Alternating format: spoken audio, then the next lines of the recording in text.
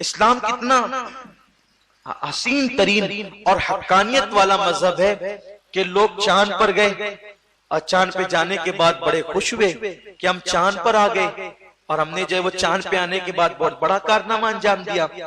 لیکن جب وہ چاند پر پہنچے تو چاند پر پہنچنے کے بعد انہوں نے دیکھا کہ یہ چاند کبھی توڑا گیا تھا، یہ چاند کبھی توڑا گیا تھا اور توڑنے کے بعد کبھی جوڑا بھی گیا تھا۔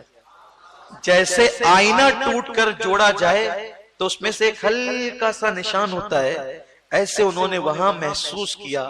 تو انہوں نے تحقیق کی کہ اتنا بڑا چاند جو زمین سے بہت بڑا ہے تو اس کو کیسے توڑا جا سکتا ہے، اور توڑ لیا گیا تو پھر جوڑا کیسے جا سکتا ہے۔ جب انہوں نے تحقیق کی تو پتا چلا کہ ہاں آج سے کچھ صدیاں پہلے ایک ایسا اللہ کا برگزیدہ بندہ تھا جس نے مینا کی وادی میں یا جبل ابو قبیس پہ کھڑے رہ کر اشارہ کر کے 2 ٹکڑے کیا تھا، اور توڑنا تو سب کو آتا ہے لیکن انہوں نے جوڑ بھی دیا تھا۔ حضور علیہ السلام نے توڑا بھی تھا اور جوڑا بھی تھا۔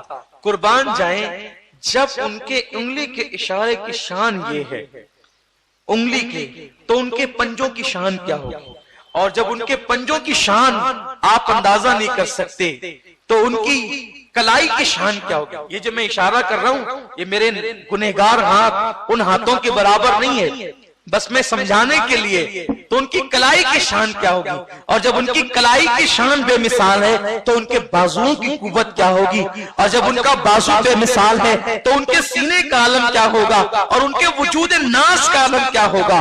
اور جب ایسے وجود والے محمد کی یہ شان ہے تو محمد عربی کو بنانے والا جو خدا ہے اس کی شان کا عالم کیا ہوگا، اس خدا کی قوت کیا ہوگی۔ ہم تو اس اندیکھے خدا کو حضور کے ذریعے سے مانتے ہیں کہ جب یہ ایسے ہیں تو وہ کیسا ہوگا۔ اتنا بڑا رسول ہے، اتنا بڑا رسول ہے۔ دیکھو لوگوں نے جو سورج کو چاند کو یہ بنایا نا، خدا بنایا۔ آج بھی ہندوستان کے اندر ایک چیز چل رہی ہے کہ سورج کو نمسکار کرو، سورج کو اسکولوں میں جو ہے وہ لوگ چاہتے ہیں کہ یہ عام ہو جائے، اور خاص طور پر گورنمنٹ کے اسکولوں میں کہ سورج کو نمسکار کرو۔ پہلی بات تو مذہب اسلام میں نمسکار کہنا یہی حرام ہے۔ ہم کسی کو عام انسان کو بھی نمسکار نہیں کر سکتے۔ ہمارے یہاں ہمارا اپنا ایک سلام ہے، ہم سلام کرتے ہیں۔ اگر کسی کافر کو بطور ضرورت اس کو کچھ کہنا پڑے تو ہم اس کو گڈ مارننگ کہہ دیں، گڈ ایوننگ کہہ دیں، اور اپنے حساب سے گڈ آفٹر نون کہہ دیں، یہ آپ کہیں۔ لیکن البتہ ہم نمسکار نہیں کر سکتے، نہ کسی کافر کو سلام کر سکتے ہیں نہ اس کو نمسکار کہہ سکتے۔ لوگ نمستے بھی کہتے ہیں، نمسکار بھی کہتے ہیں، اس کا اصل مفہوم ہوتا ہے نمو سیویکار۔ تو یہ جو نمو سیویکار ہے اس کا معنی اسلام میں جائز نہیں ہے، اس کی اجازت اسلام میں نہیں ہے۔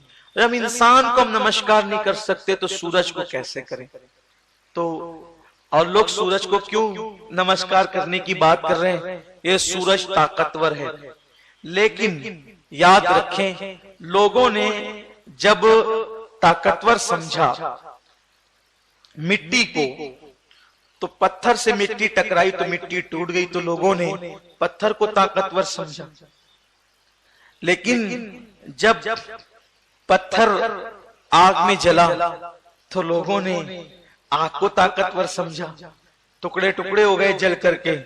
لیکن جب اس آگ کو لوگوں نے دیکھا کہ پانی پڑا تو آگ بجھ گئی، تو لوگوں نے پانی کو طاقتور سمجھا، اور پانی جب طاقتور تھا تو پھر لوگوں نے یہ دیکھا کہ چاند جو ہے وہ اتنا طاقتور ہے کہ جس وقت وہ اپنی مخصوص تاریخوں میں سمندر پہ پڑتا ہے تو مد و جزر کے ذریعے سے وہ پانی کو اچھالتا ہے اور سمندر مد و جزر آ جاتا ہے، یا سورج کی شعائیں اس پہ پڑتی ہے تو وہ پانی بھاپ بن کر کے اڑ جاتا ہے۔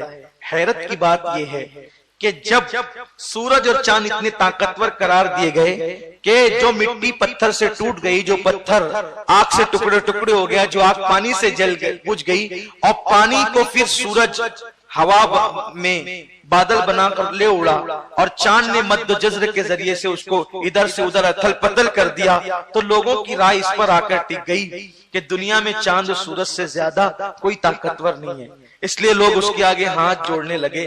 میرے اللہ نے فرمایا حبیب دنیا تو اسے طاقتور مان رہی ہے، ایک کو توڑ کر کے بتا دے اور ایک کو واپس بلا کر کے بتا دے کہ ان کی طاقت نہیں ہے، طاقت تو میرے اندر ہے۔ لیکن جب اس کو طاقتور سمجھا تو لوگوں نے اس کے آگے ہاتھ جوڑ لیے۔ تو جب آپ واپس ایک کو بلاؤ گے اور ایک کو ٹکڑے کرو گے تو لوگ تمہیں خدا کہیں گے۔ تو پھر ایک کام کرو، پھر آپ یہ بھی کہہ دو قل انما انا بشر مثلکم، کہ میں تو تم جیسا ایک انسان ہوں، تاکہ لوگ تمہیں خدا نہ کہے، کیونکہ وہ تو یہ بات نہیں کہیں گے نا، تو یہ بات محبوب آپ کو کرنی ہے۔ تو اللہ